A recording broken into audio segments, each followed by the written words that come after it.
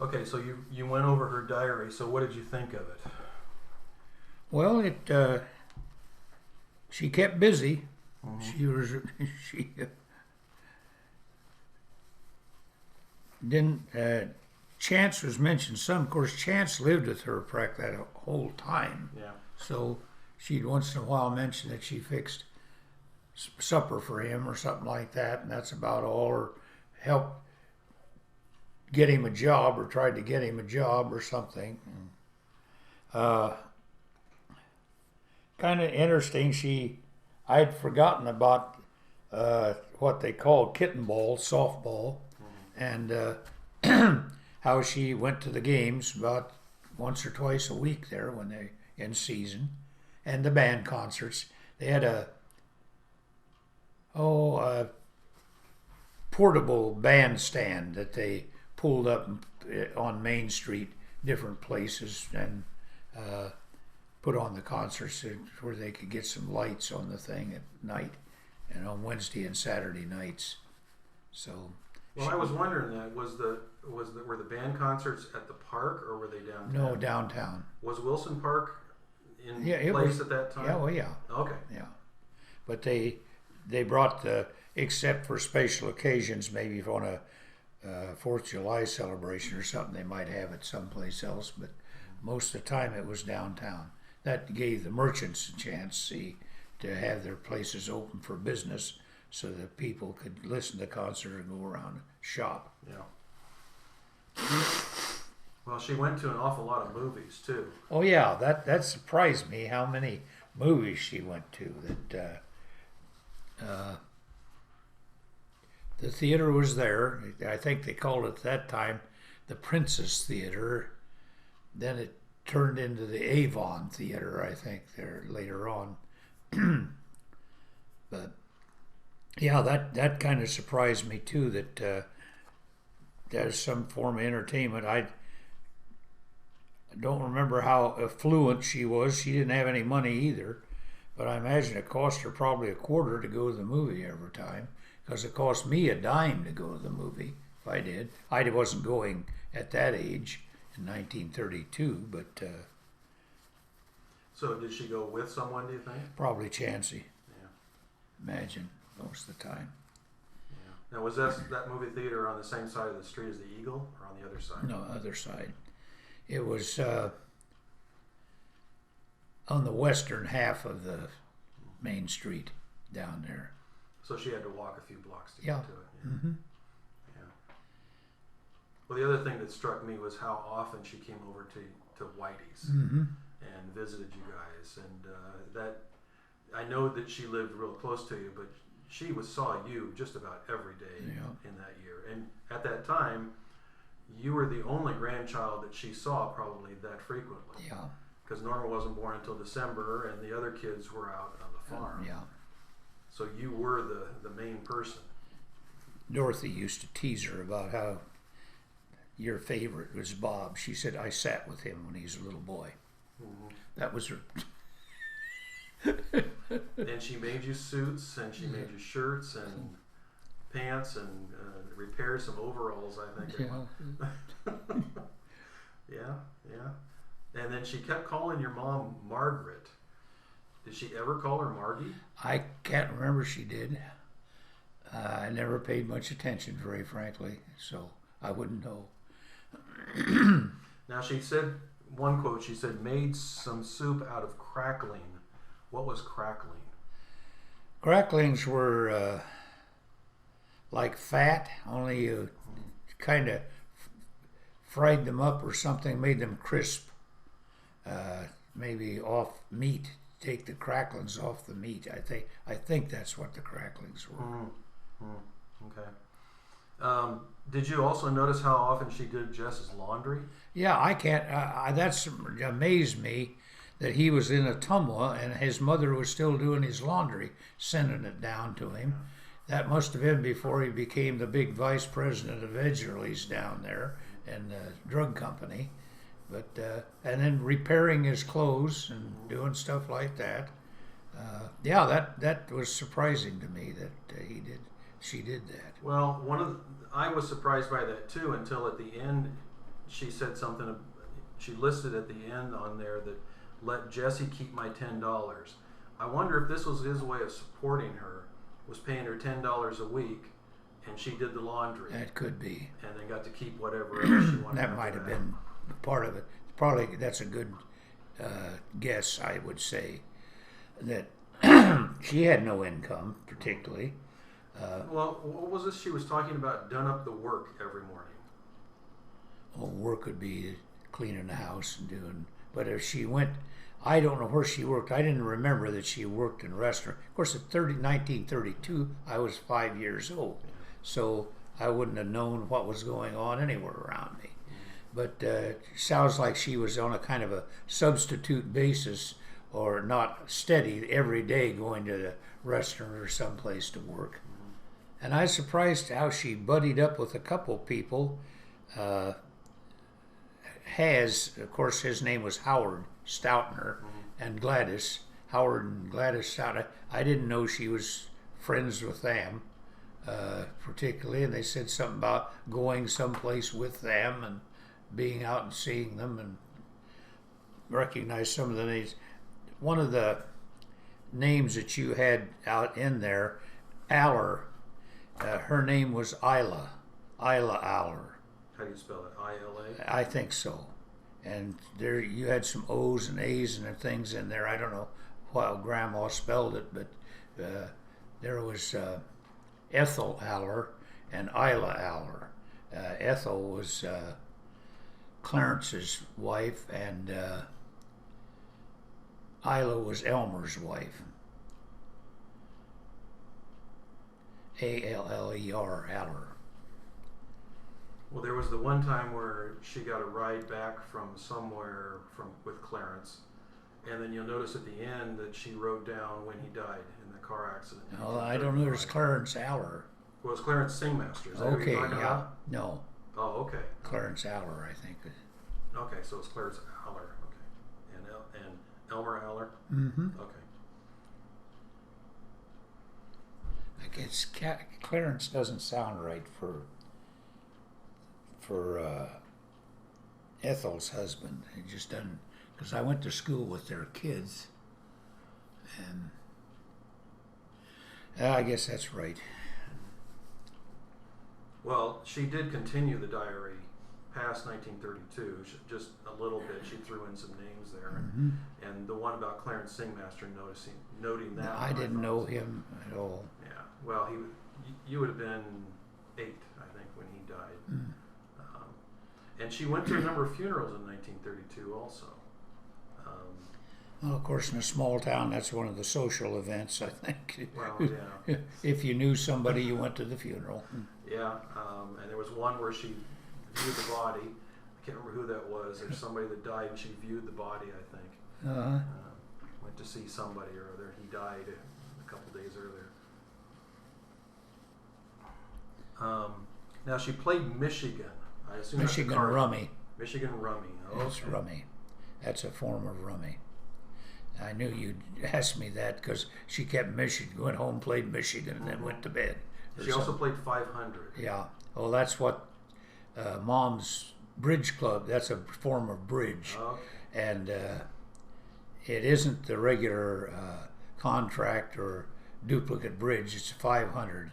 And we learned to play. In fact, your mom and I would partner up against Norma and my dad and play 500 on Sunday evenings or something like that. And it's an interesting game, just kind of a offshoot of bridge, something like that. But that's the club she belonged to. Mom, when Grandma was talking about babysat with Bob while she went to the party with at so and so's house, they were playing 500. That's what they played. So these were bridge parties. Bridge parties is what they okay. I were. was going to say they were partying in town. Yeah, they were a party, a hardy. Okay. Yeah, but those they'd take turns, and she belonged to this. They called you might be interested in this if you want. They called it Chattawhile Club. That was the name of the bridge or the 500 things that she played with different ones, and most of them were in there that there was one that I couldn't remember belonged to the Bridge Club, but most of the rest of them I can remember. Now she also played. She called it Ruma or Rumma. Is that just another form of rummy? Or It could be. I don't did she know. misspell it or something? Maybe? Could be. I have no idea.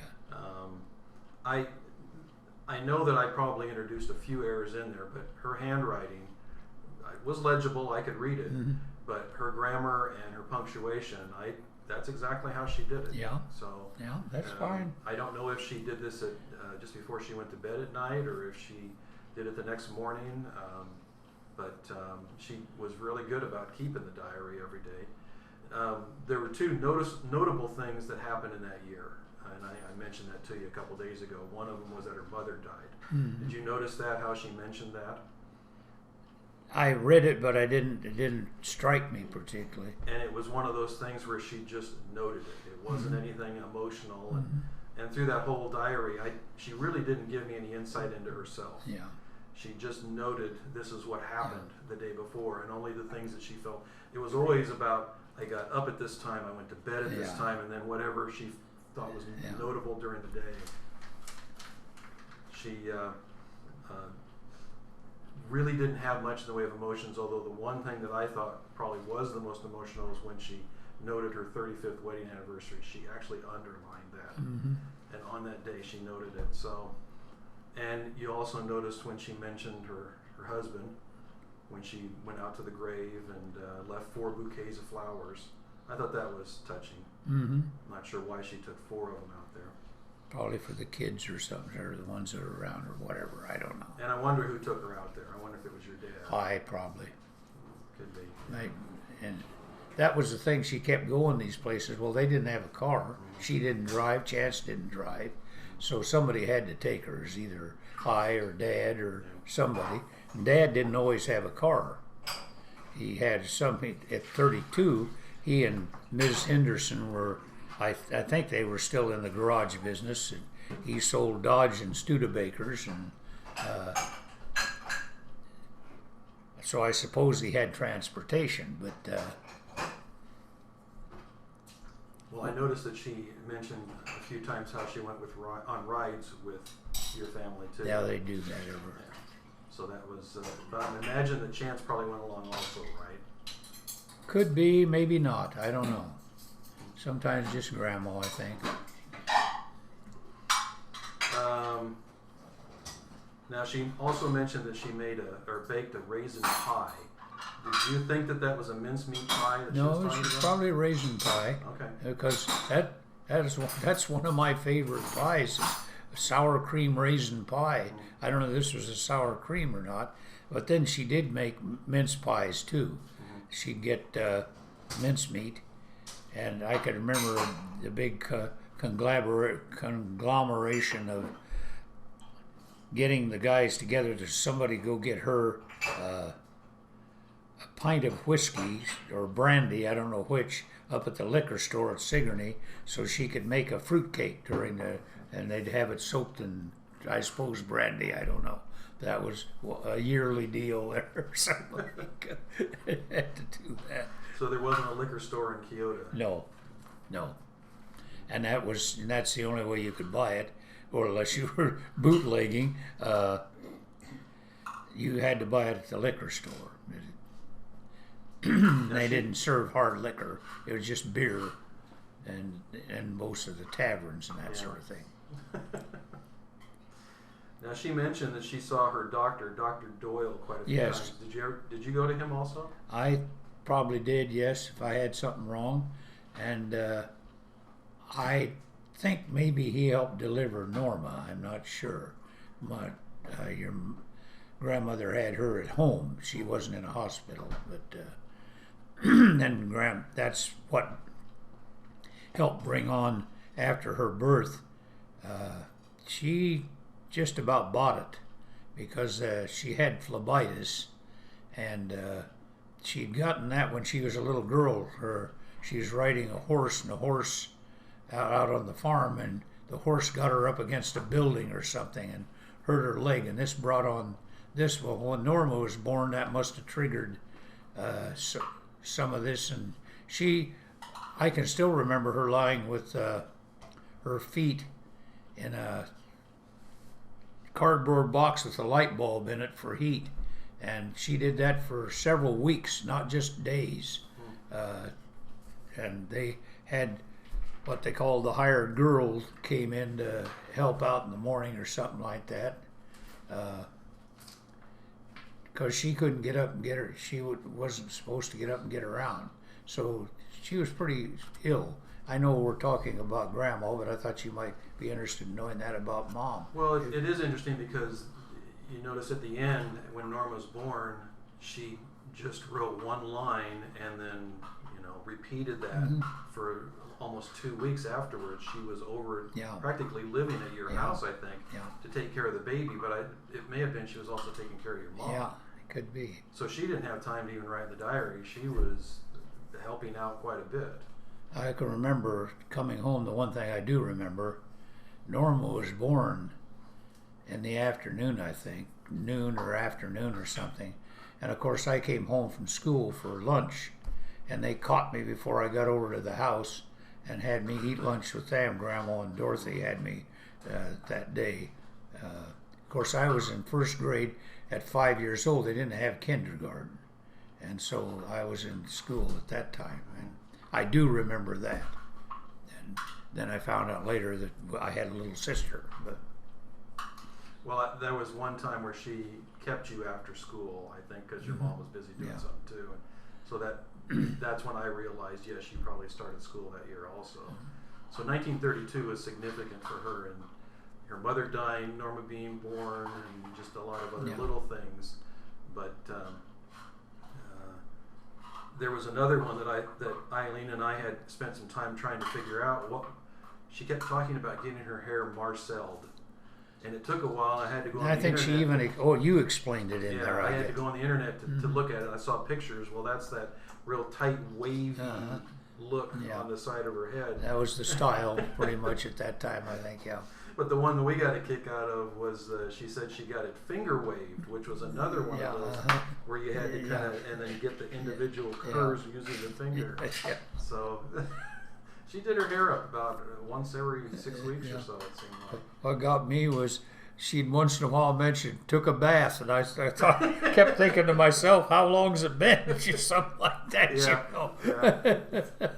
Probably more frequently than she mentioned. Yes, but, I hope so. had to write something down. Well, she also talked about rehas. Did you notice that? R-E-H-A? Yeah, I don't know who that is. Yeah. That was probably the hairdresser. I don't know who that would be. Norma might know. I don't know. I doubt it. But if Mom or them were around, they could tell you in a heartbeat. But I really don't know who that is. Might have been a Palmer. I'm not sure. Well, she was also mentioning the Rebecca's in there. She was a member That's a of that. lodge, yeah. Yes. And were they kind of the sister organization to the Legion in some way? No. Or Oddfellows? Or Could have been. They were all kind of inner Oddfellows, Rebecca's, of course the Masons and the Knights of Columbus and all those different lodge groups. That was a little more prevalent at that time.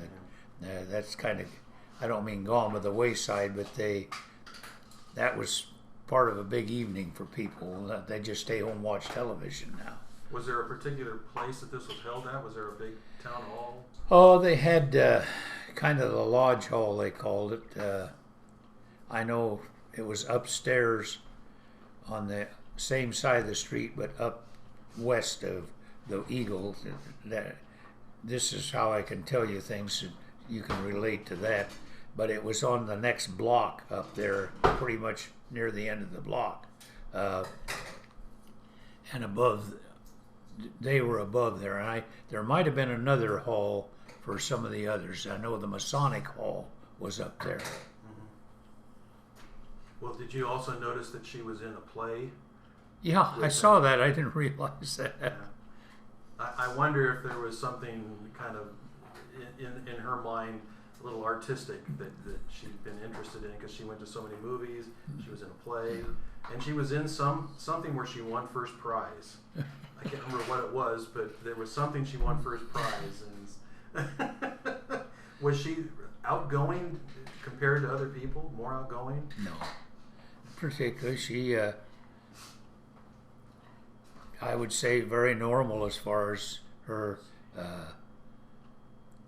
loquaciousness is concerned. She visited. She loved to visit and do all that, but she didn't go out of her way to do too much of it, I guess. I go over there once in a while and sit in front porch and visit with her. And she also noted, I think, after the 1932, the year that she moved to the Powell House too. I was kind of glad to see that she wrote that down. 'Cause I And that's the know one right on the corner. Yeah. Now, I don't know where she lived before that. it wasn't far from there. Probably not, because she kept talking about going over to my dad and mother's place. So she didn't live too far away. Yeah. There was one time where she made head cheese. Mm-hmm. Did you see that? Yeah. I think they went out to Darl's and High helped them slaughter and butcher a hog. Yeah. And so they got enough to make head cheese and something else. I can't remember what it was. I think it was something like that. I read it and I can't remember Yeah. exactly, but that was fairly common, I think, with there. And she did canning. Mm-hmm. Of Of course, she and Dorothy did that a lot, I think. Uh-huh. She didn't always do a lot of that stuff on her own. Dorothy would be there to do it. Well, and there was one time where your mom went to get cherries, and there were a couple words that she had in there. I couldn't read what they were. I didn't know what they were, and so I put down. I think it was chow chow or something like that. It is chow chow. Chow chow. Yes. Cherries? Okay. They made what they call chow chow, and it was good. It's a relish of some kind that you. And I haven't seen it too much, but it was very good tasting. Okay. Was it spelled CHOU? No, I think CHOW, chow it's chow. chow chow, yeah. Yeah. We had that. The aunts made chow chow Yeah, It's good chopped it up. relish. It's got a little Uh-huh. everything. and canned it. Yeah. Yeah. And the one thing that just really made me chuckle was Mother's Day. Do you remember when she got her presents from everybody? She got hoses and bloomers that day. Dorothy gave her bloomers, and I think Jess gave her like 4 or 5 pair of hose, and your dad gave her hose. She was outfitted for a while, wasn't she? Yeah. And she said nice hose. So there again, it was another little insight into her. Yeah. She really liked those. Yeah. Nice hose. Weren't just old plain things that you just had to wear to put on a pair of shoes. Well, but back then in 1932, that Yeah. would have been a big deal. Yeah, it was. I don't know if they got those in town or if they had to order them somewhere. They had stores there, dry goods, as they called them, dry goods stores. They might have, but they might have gotten them shipped out or something through a catalog too. Of course, Sears and as they called it, Monkey Wards, Montgomery Wards, were two of the big ones that you could order from. And there's a Penny's store. I don't know if the catalogs came out too much. Two big ones are Sears and Montgomery Ward. But Penny's had a store down in Washington. And some people went down there too. Now, did you have mail delivered at that time? I kind of No. got the impression that mail was delivered to the house, but No. I don't think it was. No. You went to the post office and got the mail. You had a box you rented down there, and they put it in the box, and you go down.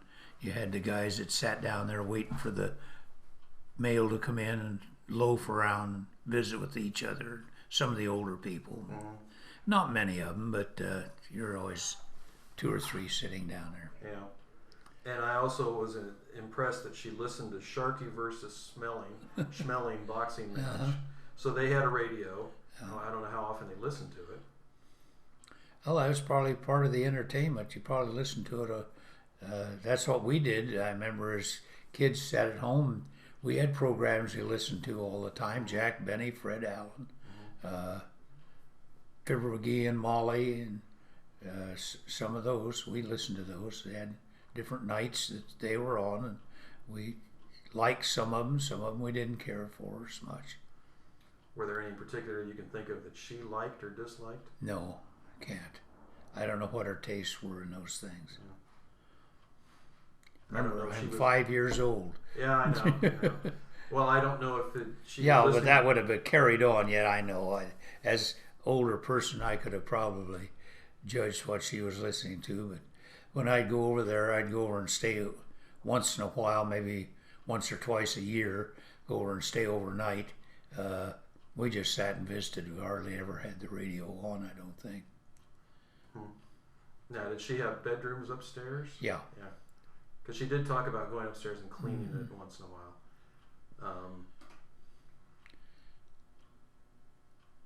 I don't know if listening to the radio programs that she did, if it was because that's what Chance wanted or if that's what she wanted, but I would think that pretty much if she had a particular show, that's what was on. Oh, yeah. Wasn't it? Yeah. Yeah. And then there was on July 4th, she said, it rained so hard, stayed all night with Bobby at Whitey's. I thought that was kind of touching. I don't know if you were afraid and so she came over just to make you feel better or what the deal was, but I kind of like that line.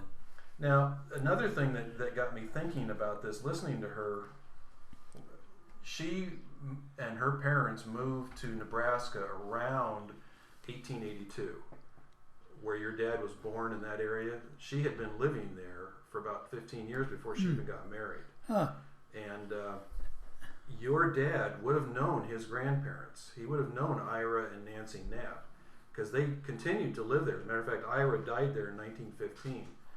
So your dad would have known him even as a young teenager, I think. Well, Dad was born in Brocksburg, Nebraska, but I don't know when they moved to. I wasn't Omaha. Where'd they go in Nebraska? It was a little York. Nebraska. Yeah, and I don't know when they moved there. I don't doubt if Dad was too old. He's in the 1910 census, so your dad would have been about 12 years old at that time. I guess he did know him. So he probably would have known his grandfather Yeah. and grandmother. Yeah. And Never mention it. I am so sorry that I didn't quiz Dad more about his background and things when I was a young adult, and he would have told me, and he just never said much about it. Yeah. He wasn't much to talk about himself. well, he also would have known his grandma Selman, I think, because she was around at that time. She didn't move up to Seattle until the mid 1910s. I'm not sure exactly when. So he probably would have known her a little bit too. He never would have known his grandpa Selman, but your dad would have known those, and I just wonder what influence they would have had on him, especially Ira Knapp, his grandpa Knapp. But Lenny was around him. Her brother was there, Lou. So your dad would have known his uncle and probably some cousins. So when they moved to Kyoto, he lost a lot of connections, even though they'd been living in York, I think, for a couple of years. But some of the family ended up moving to Omaha, so I don't think they were too far from Omaha, even in York. Now, she mentioned also something about going to Ketchington. Is that a place or is that an event? I have no idea. Yeah. It didn't sound familiar at all to me. And then she also mentioned a few times about Mame, who was High's aunt. Yes. And there was a Felix and I couldn't make it out, it was a Hardis that came over to visit her one night. Hardice, I think. Do you know who Felix was? I don't know if that was a cousin of High's or No idea. never seen the name before. No. She wrote Jess a lot of letters too, especially after she mailed back his laundry. Then she mentioned one. He brought his girlfriend at that time home with him one time. That isn't who he married. No. But that was one. Mercedes must have never been on the scene at that time because she's never mentioned in there in the diary. Yeah. Well, Jess didn't get married until he was 29. to Mercedes anyway. I don't know if he was ever married to somebody else before No, I don't that. think so, no. But this was Esther Jewell with two L's, and I don't know if that's a first and middle name or a first and last name, but I've never run across that before. And I have some old pictures that I know that when I showed them to your mom, I thought that it was Jess and Mercedes, but your mom wasn't quite sure. And I'm wondering if it might have been this Esther Jewell. Could have been. Because there's a picture of Jess with this woman and your mom. So I don't know if Jess was serious with her or what happened. Maybe, I don't know, maybe he didn't commit to her quick enough and she decided to move on. But he was 29 when he married Mercedes, and that was 1935. So we talked about Kittenball a little bit. Did your dad play that? Once in a while. Okay. But he wasn't on any particular team he'd go down. Dad, by that time, 32, he might have still been, he was skin and bones in the Army, and when he was a young man, but Dad, at his heaviest, was about 240 pounds, and he wasn't quite 6 feet tall. He was close to 6 feet tall, about the same as I am. But so he wasn't very fleet of foot, but they were telling about at the garage, these guys would tease him, and how fast he could move his feet, and they'd try to drop tools on his feet, and they couldn't get it done with him. Which was kind of mean.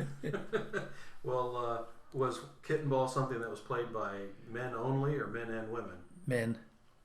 I never saw the women play at that time at all. Well, then there was a tournament, and it sounded like there was a couple tournaments. Oh yeah, they'd have them down at Wilson Park. That's where they played. And you go down there.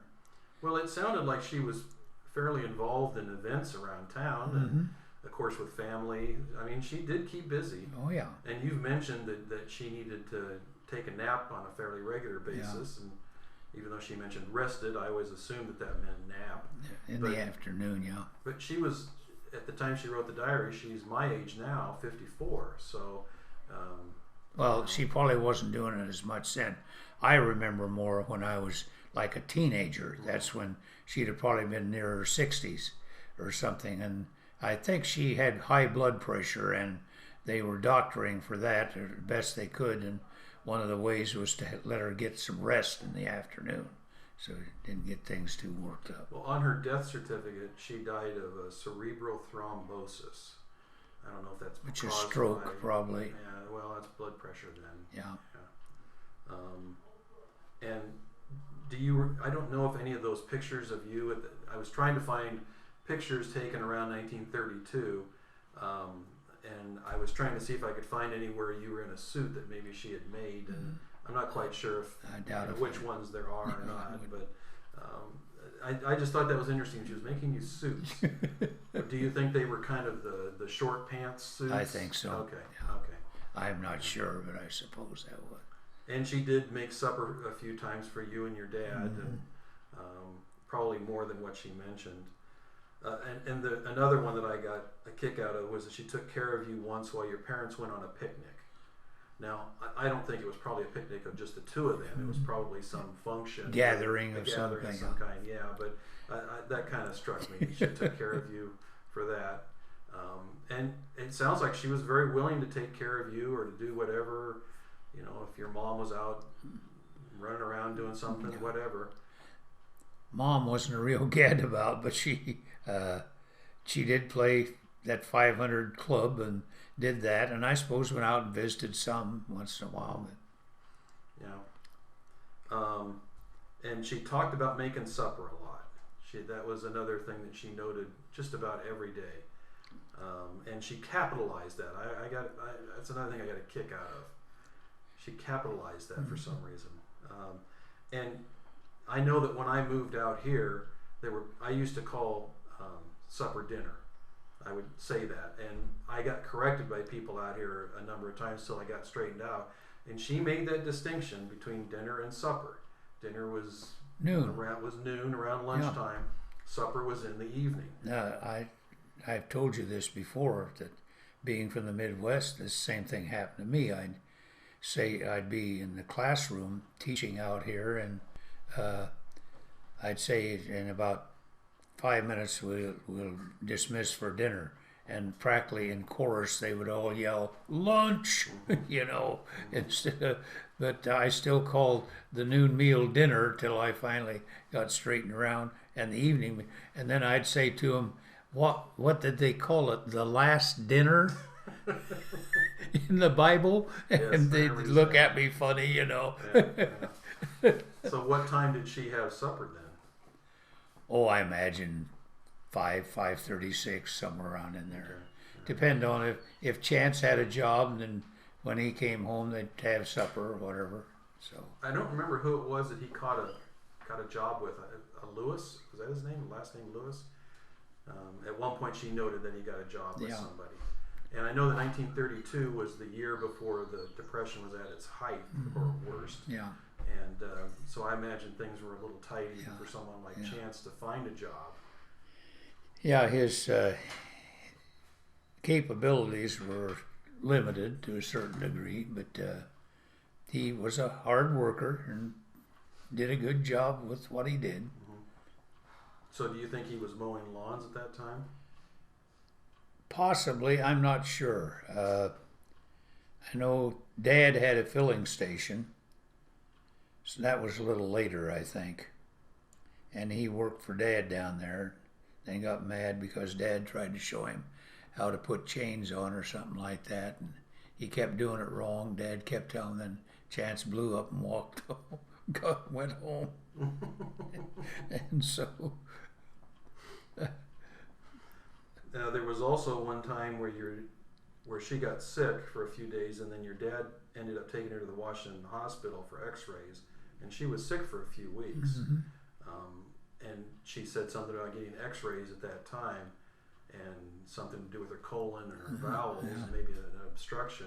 I would imagine that X-rays at that time were probably a lot more potent than they are now. yeah, they'd probably affect you a lot more than if you had to have a series of them. Yeah. I remember a doctor got himself, how'd he do that?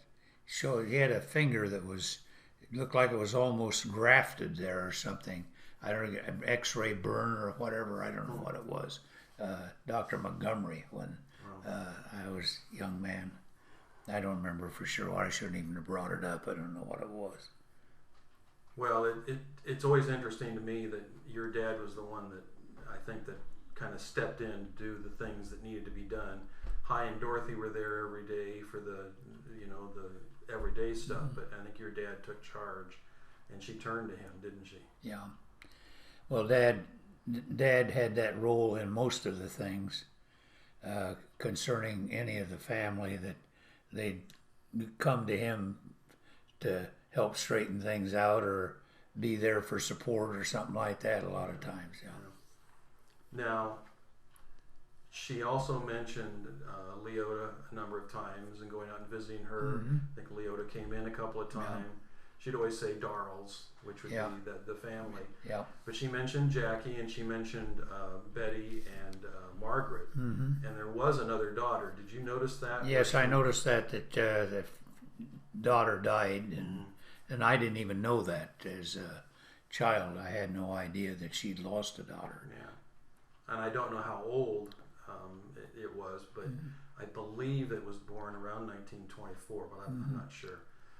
But I thought that was touching that on Decoration Day she went out there and put flowers on that grave. And thinking about it now, I think of the Kyoto Cemetery. There's so many people out there that I have as relatives that I could put flowers on. At that time, that was the only person she had, that and her husband, who was out near Sigurd. Yeah. But for Decoration Day, that it wasn't quite done up like they do now. with Well, flags. Mom had enough relatives and things out there too that they could all go out and do a little decorating of the graves. Yeah.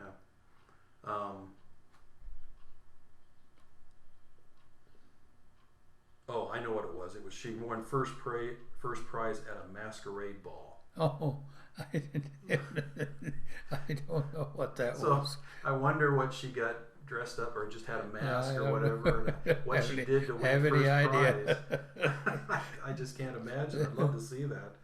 And then another time she said she went to the opera to see you sing the fairy song. I don't know if it was that age or just a little older when I got in an amateur contest there at Kyoto. They put on a big amateur con. I can even remember the song I sang was Pretty Polly Perkins. It was the song I sang for my big moment there. At what age? I'm not sure. I wouldn't have been over 10 years old probably at the time. And Well, I didn't score a big prize, I'll tell you. where was the opera at? Was that the movie theater? Possibly, or they could have had it in one of the halls up there or something like that. I don't know. Really wouldn't have known. Now, she also mentioned that she worked at Dawson's Cafe, Sigler's Cafe, and then she also talked about the Friendly Shop. Yeah, Sigler would have. I don't know if that's Sparky or not. Dawson, I don't know which Dawson this would be. I don't think Bill Dawson ran a restaurant. He might have. There's possibility he did, but. And as far as the last name, what was that The again? Friendly Shop? I have no idea what that was. I'm wondering if that was something connected to the Rebeccas. Well, that or just a haberdashery or a dry goods place or little trinket store or something. I have no idea what it would be. They had more businesses there in Kyoto at that time than they do now for sure. That's pretty well dried up. Yeah. It's a shame to go down there and look at that main street and see all the buildings the way they are. Were you surprised at how much she paid for groceries? To a degree, yes, but of course that, you could get a pound or 2 pounds of hamburger for a quarter at that time, and so that, a loaf of bread was probably a nickel or a dime. I don't know what it was, and it's of course nobody had any money either. Yeah. So Well, she mentioned getting milk a few times too, so milk wasn't delivered, it was something you had to go get. yeah, you could. I think depending on. I was trying to think about delivering milk because I can still remember if it was cold that it would take the cap up above it, freeze it, and take it up above it. And the bottles, of course, they deliver it in bottles, and I do remember that. So somebody did deliver a little milk once in a while, but. Well, I can't think of another year in some respects that would have been better for her to write a diary. I think 1932 was a good year for her to do that. But I wonder what her purpose was. I don't know if she was writing it for herself or if she felt that someone down the road wanted to read it like me or whatever. But Just a form of probably entertaining herself to a certain degree to keep track of her life and what was going on with it. And she's still a fairly young woman in their 50s, and well, I wonder if she had written diaries earlier than that. I had no idea. Maybe as a child growing up or in Nebraska or whatever. Was there ever talk of a fire in your family, of your dad, that there was a fire in the house that damaged or wiped them out or anything like that? No. Yeah. Well, I feel fortunate that I was able to get that. I appreciate Norma giving that to me because I learned some things about her and you and some others, and it was, even though I didn't get a lot of insight into her in some respects, it still was nice to see that. I appreciate her a little bit more because of it. I also wanted to show you a couple things I found on your dad. One was this card, and I'm sure you've seen that before. I'm going to get my glasses. If I got to read writing, I'm going to have to get my glasses.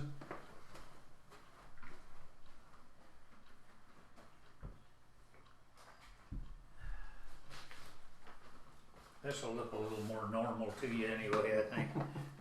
And that's how you remember me all the way through wearing glasses.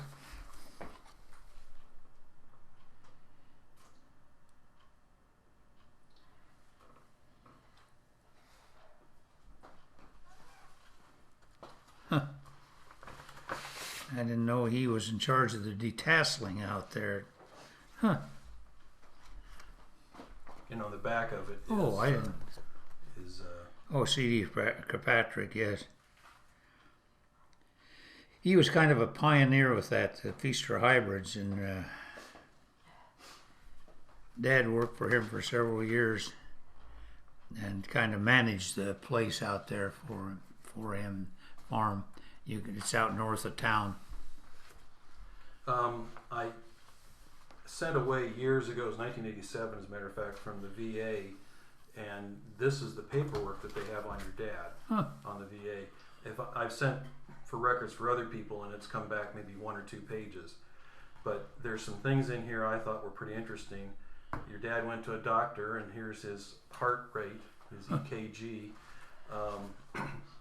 He had to get your mom had to get an application for burial allowance, and so she had to fill that out. So there's her signature.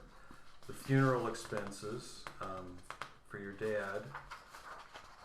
I don't know if you ever saw that. I never did.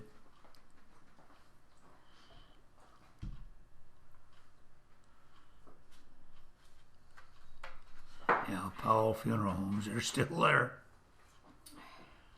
He isn't, but the wife is running it, Rachel. Then they have one over at Wellman also. Yeah, probably the same thing. It cost you $10,000 now. Oh yeah. Now that's your dad's death certificate. Mm-hmm.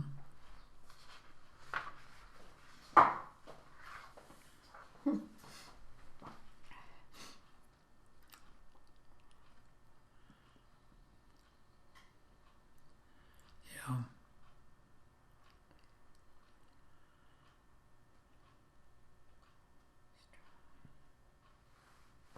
They go into all the stuff, don't they? Did they call him Maurice or did they call him Maury? Troy, Troy, they called him Troy. but TM. Oh, Tim. Only I remember Kirk will get a kick out of this. I probably told him before, but we didn't have indoor plumbing, so Dad would take his weekly bath. He was one that, for some reason or other, he wanted his feet, and he washed his feet every night. But to take a complete bath, well, he sponged off and shaved and did that. But to take a bath, then Mom would heat up the water and put it in a wash tub, a metal wash tub, and put it in the kitchen. Well, the neighborhood at that time, people didn't even knock. They just came walking in the door. And poor old Mary Dawson next door, Dad was on a Sunday afternoon taking a bath, standing up in the tub taking a bath, and Mary came walking in the back door about that time. And Mom and I were sitting out on the front porch, and there was Mary. She came running out of the house as fast as she could, pretty older woman, whirling around in the backyard. Oh, Troy, oh, Troy. Dad said, lock that door or something. I can still remember that. Of course, your mom and I just sat there and laughed like fools on that front porch. This is the application for a flag, United States flag, Uh-huh. for burial.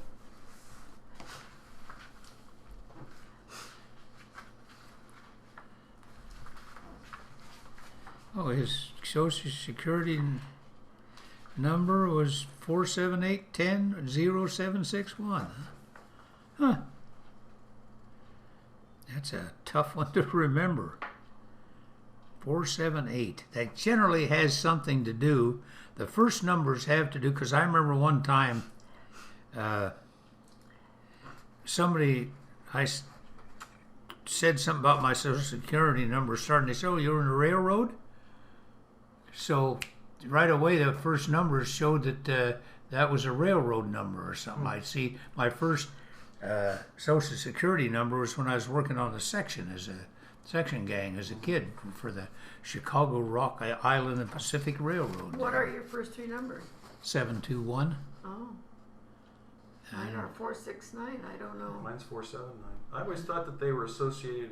The lower numbers were the East Coast, middle numbers were towards the center of the country, and then the higher numbers were on the west coast. I thought that's how it went. Well, I was So 469. it could be. But anyway, the minute I said 721, they said, "Oh, railroad." I said, "Yeah, that's where I got it when I was." This just Well, kills me. Mr. Silman was in charge of detasseling Yeah, they detassel corn. corn. Yeah, because what you did, you had what they called the bull rows, which fertilized the others, Yeah. but you took the tassels out of the corn because if you'd get mixed stuff, you wanted it pretty clean so that they would. It was a pure hybrid seed corn. Otherwise, you got just regular corn out of it. So they sold the hybrid seed corn. And C.D. Kirkpatrick's on the back there. Charles D. Kirkpatrick. now there's two things I don't know if you ever knew about your dad, but one of them is this letter he got, and I'm sure this was not a happy notice for him.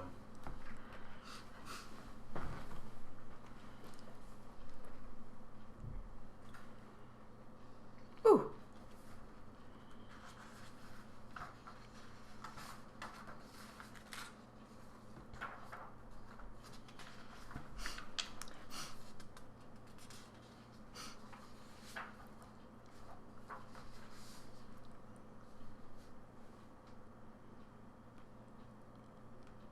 I have no idea about this. Didn't know anything. He never said anything. Well, here's the list that they came up with, your mom and dad, and it shows how much he made in this time period, how much your mom was making, and evidently there was too much, and so he had to He had to give give Send us. money back. Yeah, Huh.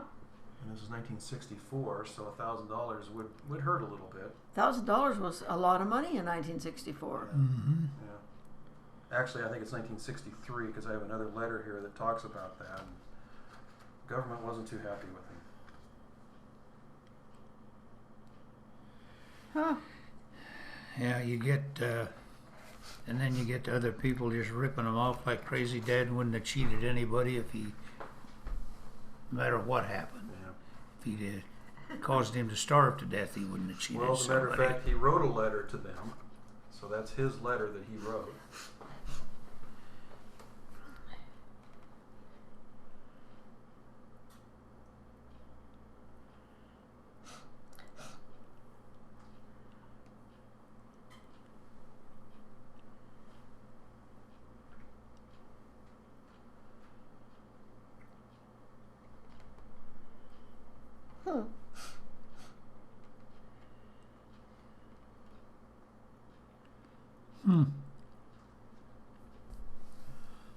Huh. And that was before or after That was this. 1965. Okay. So this happened in 63. Yeah. So he's dotting all his I's and crossing all his T's now. Yeah. And that's how much your mom was making a month, was $375. I think she's at that time was she still working for Greta Chevrolet down there? That's Could a have pretty been. good salary. Yeah. He was drawing $81.70. I don't know if Yeah. that was Social Security or not, but you know, it was his and your wife's income, it says. Yeah. Um, and then a bunch of medical exams. There's a bunch of well, they talk about his health. Mm-hmm. I thought you might be interested in that one. Probably have.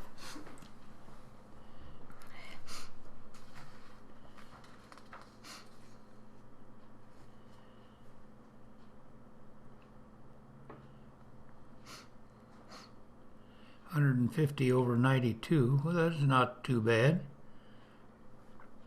Abnormal EKG.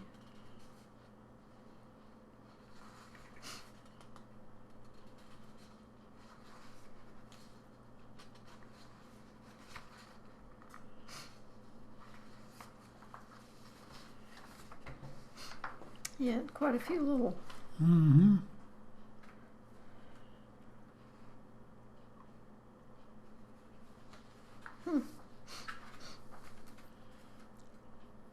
And then there's this one's a little more extensive than what they talk about.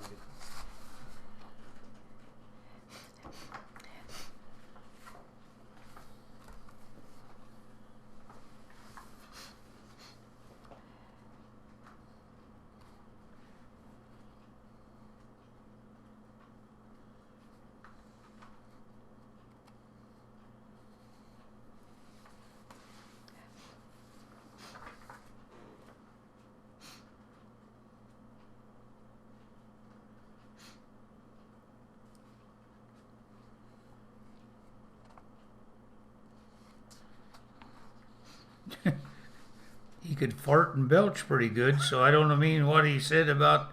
I'm sorry, I shouldn't have said that on the microphone. When he says he didn't have any indigestion, he had a lot of indigestion, I thought. That's why he didn't have any indigestion. He honey. got No rid of gas it. in He that got rid belly. of it. No, I probably shouldn't have said that over the microphone here.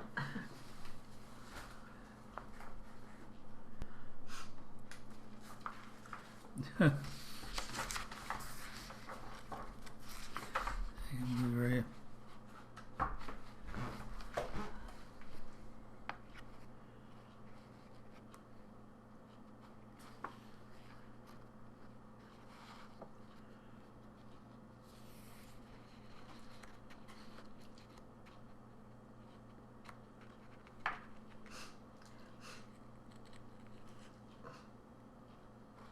Huh.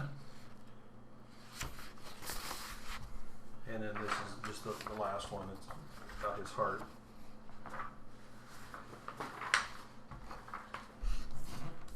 Huh. Where did you get all this stuff? From the Veterans Administration. Really? I don't think it cost me anything. And they gave you his records because you asked? Mm-hmm. Huh. Well, at some point I'll be able to get Dad's. He'd have to get them now since he's still alive. Yeah. I couldn't get them, but Don't hurry me up too fast. yeah. We don't need to hurry. We'll be now. glad to tell you what Yeah. happened. You don't Yes. have to. Yeah. Well, the other thing, I forgot to bring it, but you remember the bonus march that happened? I think it was in the 30s, early 30s. I don't remember it, but I read about it. Read about it. Yeah.